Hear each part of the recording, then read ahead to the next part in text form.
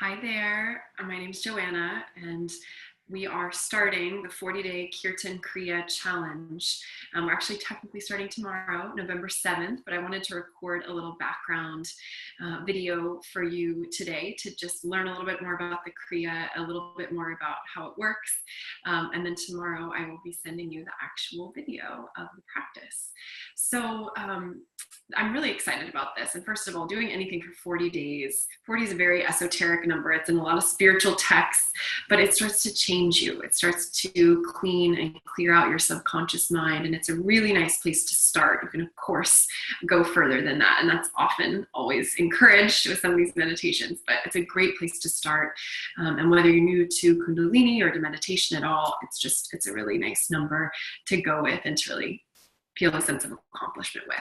So Kirtan Kriya, there's a couple reasons why it's special, and I want to share that with you first, and then I'll share the practice with you, so how to actually do it. So Yogi Bhajan, who was the yogi and the teacher that brought Kundalini Yoga to the West, shared this practice as one of kind of the five, big deal meditations that were going to help humanity get through this tough time on the planet, this transition time, this time where, we really need to elevate out of the heaviness of what's going on and be leaders and be these kind of like bright lights and be strong.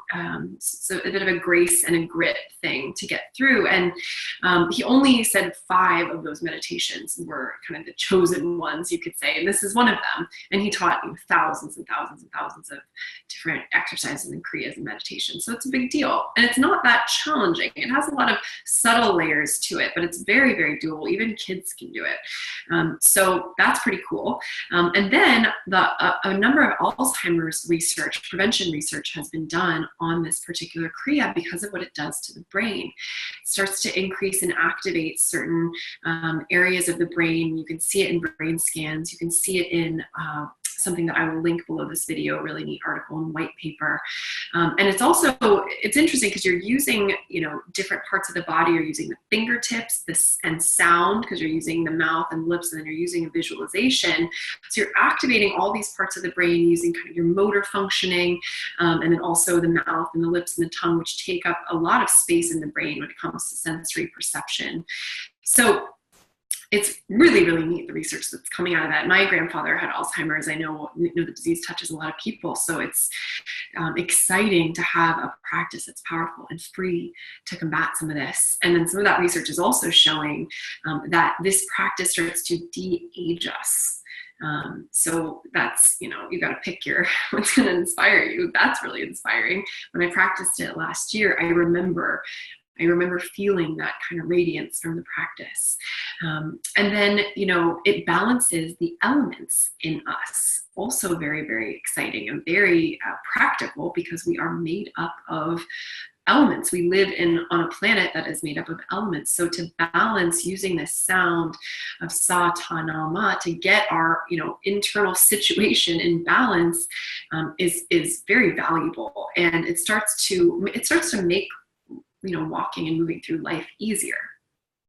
A lot of us are out of balance. So when we can find a tool, it takes 11 minutes, a little over that, to do this practice. That's really exciting. So, many, many, many more reasons that I love this meditation, but those are just a couple quick ones. Now, how to do it. So we will tune in with Kundalini Yoga. You always tune in using a mantra.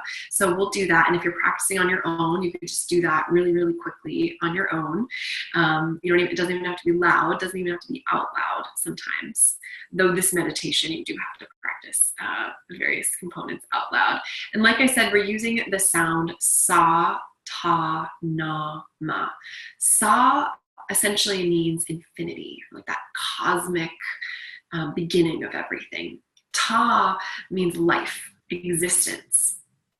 Na means death, transformation, and ma means rebirth. So, you start again, that renewal and that cycle. And as we're chanting these sounds, we'll be moving the thumb across the various fingertips. So it'll be corresponding. So thumb and index finger with sa. I'll show you this way, even though the hands are on the lap. So this is sa, middle finger, ta, ring finger, na, ma. And you start again. Sa, ta, na, ma. Got it. And the hands will be on the knees. So you're just kind of resting. I'm sitting on my couch right now. So you can sit in a chair. I've done this meditation in the back of Ubers. I've just told them, don't mind me back here. I'm just going to be chanting. It's all totally fine.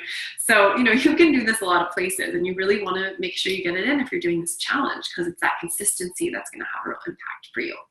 So, okay, we're doing the sa, ta, na, ma. Now we'll be chanting out loud. Then we'll be whispering. Then we'll be chanting mentally. Then we'll go back to whisper and back to out loud. And it makes the 11 minutes go by, I think, kind of quickly, because you're constantly kind of moving the sound. Now, all sound, you want to sort of feel it coming from the navel. It doesn't have to be really dramatic, but that is the origination place of the sound. So sa, ta, na, ma, kind of feeling the navel just gently move. Now, that's the physical movement, but starts to get a little layered if you want to, with more and more subtlety for how to practice this. And you can ignore this and just do the movement and the chanting. And I think the first couple times I did this practice, I was like, yeah, no way am I dealing with the other visual. If you want to go deeper, here's another layer that you can work through, which is you imagine that the sound, the sa, is coming from kind of coming through the crown of your head. So, and landing in the center of the brain, and then going out the third eye. So it's kind of like the motion, if I could go through my head to demonstrate, I would, but you get what I'm trying to do. It goes sort of like this: sa, ta, na, ma. And the eyes are rolled up and in, pointing at the third eye point between the eyebrows. So that's where you're kind of bringing your focus: sa, ta, na, ma. Or you could just simply focus here, and that's fine too. And you really want to sit up tall and give yourself, it's called a neck lock, but it's just essentially where you kind of tuck your chin a little bit. So, watch this, because sometimes as you're going, you can accidentally just start floating the head up, and that's not going to let the energy rise, which is what we want. So you want to sit tall, give yourself a nice little neck lock, and then, you'll begin.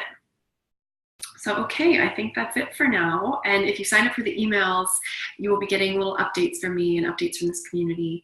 And I'm excited to get started with you guys tomorrow. It's going to be fun. Okay, bye.